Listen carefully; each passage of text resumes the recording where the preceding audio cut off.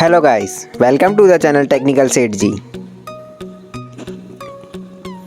आज हम Realme GT master addition का एक नया कलर का ओवरव्यू करेंगे और देखेंगे इस मोबाइल के कलर के साथ फीचर्स भी चेंज हुए या नहीं।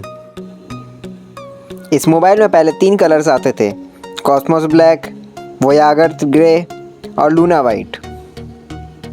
लेकिन रिसेंटली Realme ने एक बहुत शानदार कलर लॉन्च किया है जिसका नाम Daybreak ब्लू है। इसमें कलर के साथ कोई भी चेंज नहीं किया, सारे वही फीचर्स मिलेंगे जो कि बाकी कलर्स में मिलते थे। डायमेंशंस में भी कोई चेंज नहीं आया। अगर आपको इस मोबाइल के बारे में और डिटेल में जानना है तो ऊपर दिए गए आई बटन पर वीडियो को मेंशन किया गया है।